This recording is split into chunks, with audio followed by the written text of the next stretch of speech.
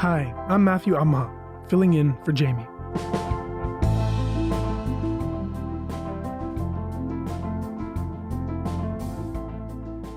There's been much talk about the US finding itself in a new Cold War, this time in direct opposition with China.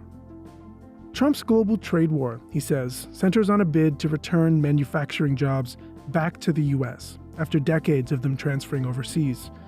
But in that time, China's grown to hold over 27% of the world's manufacturing output, making the country a pretty indispensable part of the global supply chain. So, is this much of a race at all? Dan Wang is a tech analyst and research fellow at Stanford University's Hoover History Lab. He's one of the leading China analysts in the world right now. In his book, Breakneck, China's Quest to Engineer the Future, Dan arrives at the conclusion that China's claim to the 21st century is largely due to its identity as what he calls an engineering state, whereas the US is a lawyerly society, often getting in its own way. We're going to get into exactly what that means, what the implications are, and whether there's any hope for the US to catch up.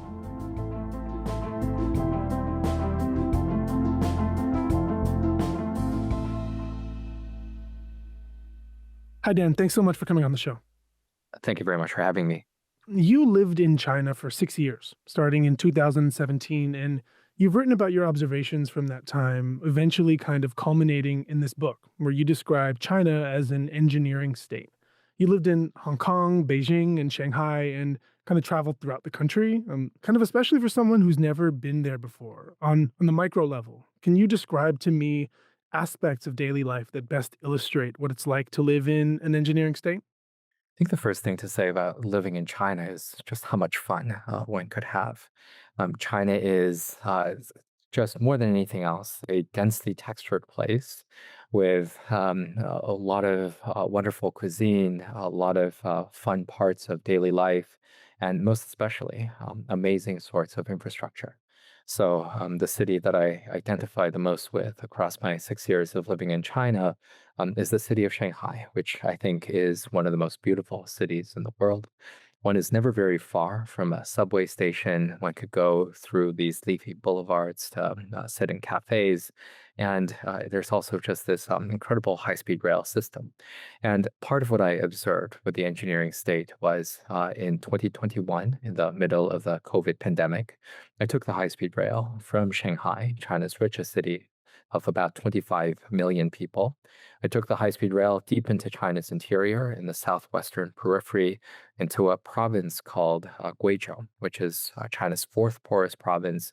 It is very, very mountainous, previously inaccessible, far away from the coasts. And throughout a 5-day bicycle ride I took throughout the mountains, I saw that Guizhou has much better levels of infrastructure that one might find in New York State or California. Guizhou has about 15 airports. It has about 45 of the world's tallest bridges, not China's tallest bridges, but the world's tallest bridges. It has a high-speed rail network, and it is just really remarkable the extent to which China is really intent on building great infrastructure for its people. I mean, given that there was that level of infrastructure there, I mean, what has that done, would you say, for the quality of life of folks living in places like Guizhou? I think that people are broadly really happy to have new sources of infrastructure. When they take a look at some of these super tall bridges, they feel proud, and rightfully so, that their travel time to get from their village into a city has been cut from so many hours to perhaps just a fraction of that time. They're really proud to be able to take the high-speed rail from the capital city into much richer cities like Shanghai, as well as in Beijing. And for the most part, they feel that these big monumental projects are giving their province a sense of prestige. Now, I think what some observers would also realize is that these super tall bridges are also saddling the province with enormous quantities of debt. Many parts of Guizhou's government is now fully focused on servicing its debt. The displacement has been an issue, especially around bigger projects like hydraulic dams, which are not so much present in Guizhou. But there is also an element of environmental waste in which the government has been pouring a lot of concrete, which is extremely carbon intensive, into the ground.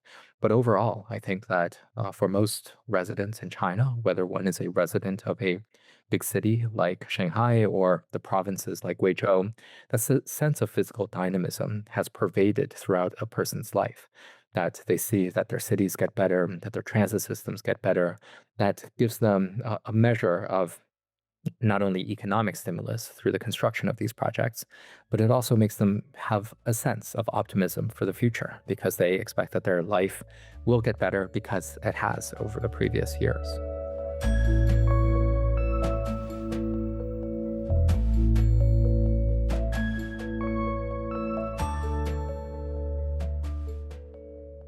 As I understand it, you kind of arrived to this engineering state label when you found that our more traditional political labels of, kind of socialist or communist versus capitalist don't necessarily describe the true nature of China's political reality, that it's not actually leftist. And can you explore that in further detail for me and why you think that this engineering state moniker is a more useful, maybe more complicated description?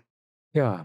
So throughout my 6 years of living in China from 2017 to 2023, I experienced President Trump's first trade war. Game on here. A trade war between the United States and China is here. It's real. At the stroke of midnight, the U.S. hit China with tariffs on $34 billion worth of goods. China immediately responded with its revenge tariffs of equal value, accusing the U.S. of launching the largest trade war in economic history and calling America trade bullies. I experienced President Xi's darkening repression throughout the country. I saw how a lot of Chinese companies became bigger technological superstars. And the centerpiece of my time was the zero COVID program, which I lived through. Zero COVID itself could be understood as a bit of an engineering exercise in which the target is right there in the name. There's no ambiguity about what zero COVID could possibly mean. If we chose to lay down now, our efforts will have come to nothing. We unswervingly insist on zero COVID. The policy aims to stop reproduction of the virus as soon as it's detected, rather than just controlling it. Mass test and trace, strict isolation and extended lockdowns are used to get an area back to zero new infections as soon as possible. China first started... And as I observed through all of these different things, that I thought that socialist, autocratic, capitalist, neoliberal, these all feel like 19th century political science terms that are no longer really fit for purpose for describing the world as we ought to understand it today. Is China fundamentally leftist, right-wing? Well, a little bit of both, all at the same time. And the way that I try to describe China as an engineering state is to point out that, first and foremost, the country is very, very interested in building big infrastructure, building monumental pieces of infrastructure, in part to inspire pride, as I mentioned. Xi Jinping is also very interested in engineering the economy. Another part of what I lived through was this crackdown that Xi and the rest of the party state initiated against some of China's most dynamic companies working in consumer internet. China is clamping down on its internet sector. Not even the likes of e-commerce giant Alibaba are safe, with it receiving a record-breaking fine in April. Beijing's competition regulator is dishing out fines and investigating some of the biggest names in the platform economy after issuing anti-monopoly guidelines that target internet platforms. At a stroke, President Xi more or less stopped the operations of a lot of online education companies, stopped a lot of minors from being able to play video games. 3 hours a week. That's the absolute maximum amount of time under 18s can spend on video games in China, after the country introduced a drastic new limit to combat gaming addiction. And there was an element of trying to push China's brightest young people, brightest university graduates, to not work on financial projects or consumer internet projects, but to work on projects of more importance to the state, something like semiconductors or aviation or chemicals. And I think the centerpiece of my book is also talking about how the engineering state is also made up of social engineers. I spend a lot of time thinking about zero COVID. I spend a lot of time thinking about the one-child policy. in which the country has treated the population as if it were just another building material to be torn down and remolded as it wishes. I mean, to kind of better understand how China came to be this nation of engineers, a technocratic society that makes stuff for the world, I've seen Deng Xiaoping being highly credited as the leader, one of the leaders that helped to send the country in this trajectory. Can you talk to me about what he did? One of the things that Deng Xiaoping did was when he took power after the misrule of the Mao Zedong years, when Deng Xiaoping became top leader in the late 1970s, he surveyed the wreckage of the country and he took a look at Mao Zedong, who was a poet, who was a romantic, who was a mass murdering warlord, and decided that whatever Mao Zedong did, Deng Xiaoping was going to do the opposite.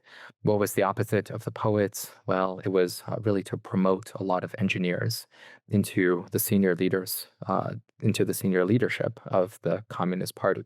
And so what we saw throughout the 1980s and the 1990s was that a lot of engineers ended up inside the Central Committee and inside the Politburo, such that by the year 2002, this was a bit after Deng Xiaoping passed away, all 9 members of the Standing Committee of the Politburo, which is the highest ruling echelon of the Communist Party, all of them had engineering degrees. The top leader, then Hu Jintao, was trained as a hydraulic engineer. His deputy, the premier, was trained as a geologist. And I think this is one of the reasons that the modern engineering state took shape, because the Communist Party really wanted to demonstrate that it wasn't about ideological class struggle all the time.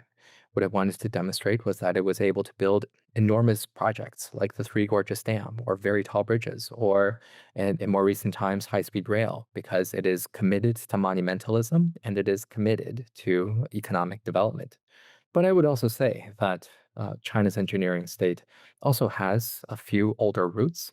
If we take a look at some elements of China's imperial history, the emperors were famous for building the Great Wall, as well as the Grand Canal, a fortification system in the first case, and then a water management system in the second case. That China is famous for administering an impartial exam towards its entire bureaucracy, so that the only way to get into court was to pass this pretty rigorous exam. And so these are some of the ways that I want to be playful with this idea. I don't want to take it too seriously. I think that it is not much more and not much less useful than using a term like socialist or autocratic to describe China, but to be a little bit inventive with this framework to think about how China has been an engineering state for a very long time.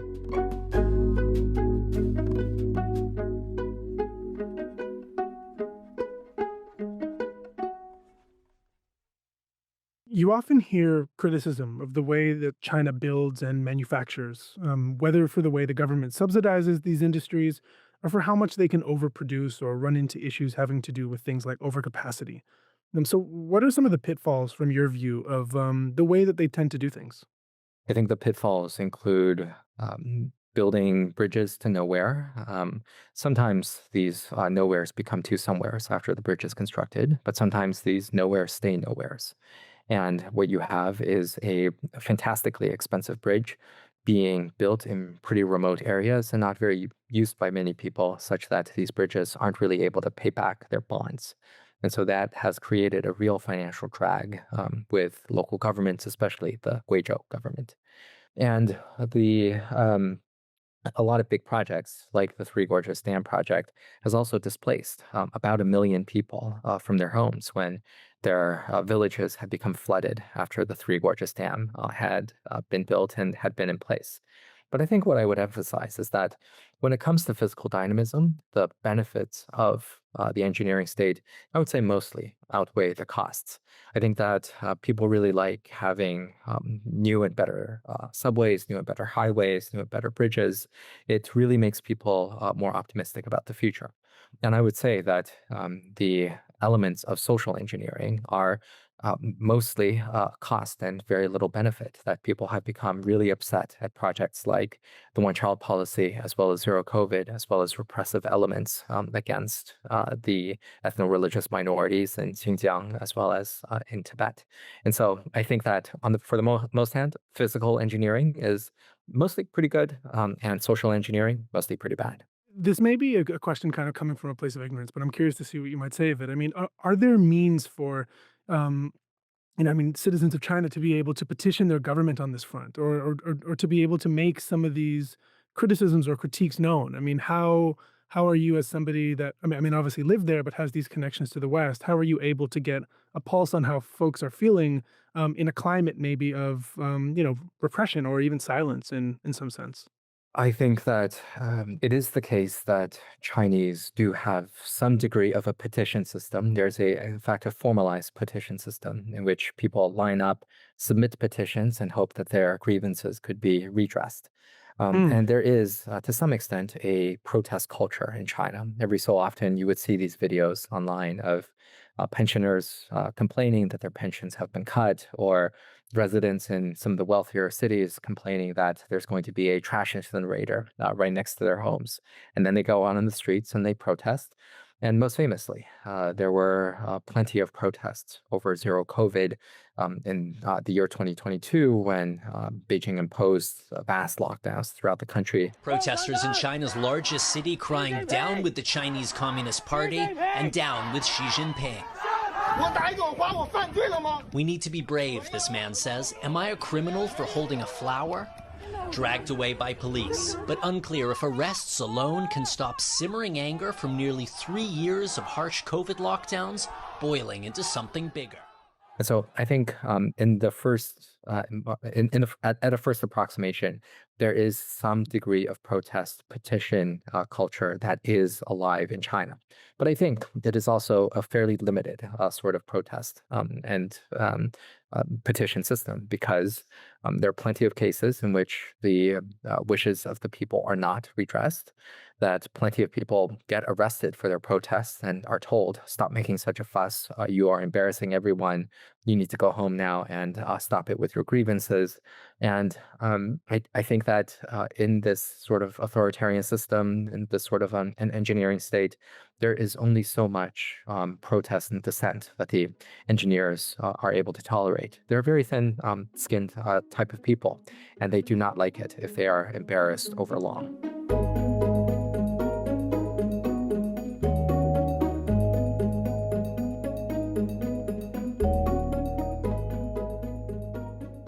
So let's now pivot to the U.S. for a little bit. You have referred to the United States, as we've talked about, as a so-called lawyerly society, in contrast to China's engineering state. If an engineering state builds things, what does a lawyerly society do? The lawyers obstruct things, for better or for worse. So after I left China, I moved to the United States to be a fellow at the Yale Law School's Paul Tsai China Center, where I substantially wrote this book. And so I moved away from the engineering state after living through zero COVID, which again I would situate to be an engineering project, and moved into one of the high temples of the lawyerly society in the United States. If we take a look at the United States, you'll find that plenty of US presidents have gone to law school. If you read the Declaration of Independence, it really feels like the start of a legal brief. And in the modern era, the Democratic Party is especially lawyerly. And so I think there is this really striking dominance of lawyers in the American political elite, such that, as I say in my book, the US government is a government made up of the lawyers, by the lawyers, and for the lawyers. And the issue with lawyers is that they're able to block everything, good and bad. So you don't have stupid ideas like the one-child policy. You also don't really have functional infrastructure almost anywhere in the United States. And so that is kind of the great contrast I set up between these two great superpowers. Can you maybe give me an example of how being a lawyerly society, kind of, this tradition of obstruction has maybe hindered or limited America's plans for the future? I mean, or like even maybe like specific state project maybe? Sure. I love trains, and trains love me back. But not always American trains have been very good. I'm right now a fellow at the Hoover Institution at Stanford University, And in 2008, the voters in California approved a referendum to build a big train project to connect San Francisco with Los Angeles. And it has now been about 17 years after the start of the referendum. How many people have actually taken any California high-speed rail? The number is 0 because the first segment is supposed to start operating between 2030 and 2033. It was supposed to be finished in 2020, but 5 years after the deadline, it's still under construction with an estimated price tag of more than $90 billion.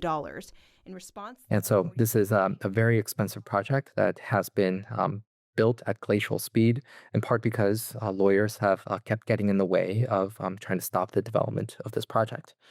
One last example I'll give you is that I substantially wrote this book when I was a fellow at the Yale Law School, and sometimes I would take the train from New Haven, Connecticut, where Yale is based, down to New York City. And the train is fine. It takes about 2 hours to get from New Haven to New York. Pretty reliable. And I was radicalized when I saw a timetable from 1914 in which the trains used to be slightly faster to get from New York to New Haven. And, it's not quite an apples to apples comparison because the trains now make more stops. But at a first approximation, Americans are not moving faster than they were 100 years ago. And this is, again, I think, a failure of the lawyerly society that there were a lot of homeowners around in Connecticut who put up their hands and said, we do not want a rail line in our backyard. They made the tracks longer and more curvy than they should have been. And this is a country that is not able to build stuff.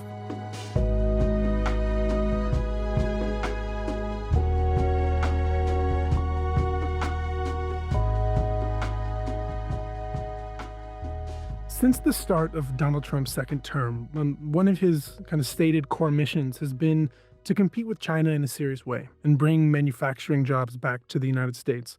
Before we get into some of how he's been aiming to do that, can you kind of briefly remind us how the manufacturing sector in the U.S. saw this decline in the first place and kind of how it was often working to the benefit of China? The U.S. manufacturing sector has not been in good health. The U.S. has lost quite a lot of, over 1 million manufacturing jobs since 2008. A lot of that has not recovered. Output has been a little bit steady, but if you take a look at some of America's apex manufacturers, companies like Boeing, the plane maker, Intel, the chip maker, Detroit automotive makers, as well as Tesla, most of them have been dealing with this unending series of tale of woe over the last few years, and in the case of Detroit, over the last few decades. And if I was really struck that in the early days of the pandemic, a lot of manufacturers in the United States were unable to retool their production lines in order to make essential medical equipment, things like cotton masks, as well as cotton swabs. And I think that there is something quite fundamentally rigid and unhealthy about the U.S. manufacturing sector, in part because a lot of these manufacturing jobs had been moving to China over much of the last 30 years. Trump has kind of been aiming to correct this in part with his trade war. The U.S. has imposed 30% tariffs on China, and that's led to a pretty steep decline in Chinese exports to the U.S. But China has managed to weather the storm so far by keeping up their exports to other countries. How effective do you think this will be for the U.S. in their goal to have manufacturing jobs flow back into the country? I would say almost completely ineffective. If we take a look simply at the number of manufacturing jobs since Liberation Day in April, the U.S. has lost about 40,000 manufacturing jobs over the last 5 months. U.S. manufacturing production has been contracting over the last 6 months. And I am highly skeptical of any agenda to make the U.S. more of a scientific or technological power by cutting funding to the National Science Foundation or the National Institutes of Health. I think it does not encourage a lot of appetite for foreign investment in the United States when Trump's immigration enforcers decide to raid a South Korean factory in the state of Georgia and deport about 300 South Korean engineers in chains. And so I think there is very little of Trump's agenda that I think is going to herald a great manufacturing renaissance. Perhaps one could be positive about some aspects of his energy agenda. Perhaps one could be positive about aspects of his regulatory agenda, but where it matters in terms of immigration, in terms of workers, in terms of new forms of scientific development, all of the news has been, for the most part, I would say, unrelentingly negative. How do kind of smaller nations, especially, American allies like Canada, get caught up in the middle of this lawyer versus engineer binary, do you think? And like, does this binary hold if we're talking about the West writ large? Like, is Canada also a kind of lawyerly society? Is England a lawyerly society? Is the same true of Germany and France and kind of countries like it? Or is this an observation that's kind of more unique to the United States? Well, I would first begin by asking, is Canada even an American ally anymore? Matthew, I grew up in Ottawa. I am Canadian. And I have distinctly felt that there is, it is very, very strange that Donald Trump destabilized the Canadian relationship almost on a whim by making so many hostile annexation threats against Canada. My view is that Canada, by virtue of being a more reasonably sized country, also has slightly more reasonable elites. There's a term I like from a political scientist named Edward Luttwak, who came up with this term, great power autism, in which he said that a lot of superpowers tend to have really narrow focuses and tend to be really narrowly minded. And I think it is the prerogative of the superpowers really to specialize in engineering and really to specialize in the lawyers. And other more reasonably sized countries like Canada, like the UK, like the Netherlands, they don't tend to specialize so much. Now, what is a little bit strange to me is that Canada actually does seem to have a lot of the afflictions of the United States without having so many lawyers in Parliament. But maybe there is also something to do with the common law system, which is an inheritance from the United Kingdom, in which there's a lot of people that are simply able to put up their hands, get a judge to sign on to their argument, and block a lot of development.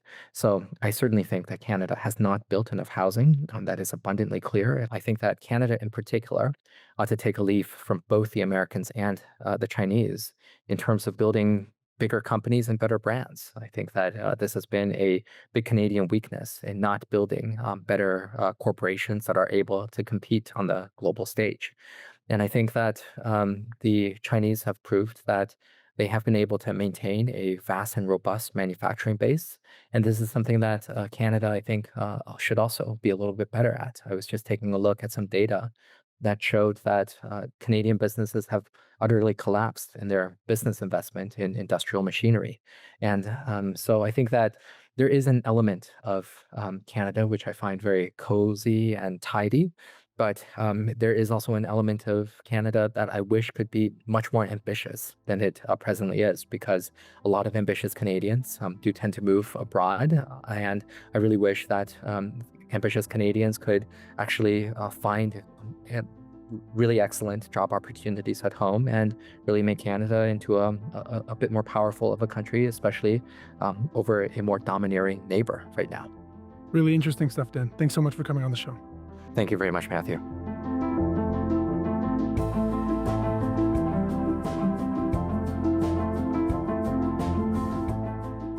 All right, that's all for today. I'm Matthew Amha. Thanks so much for listening.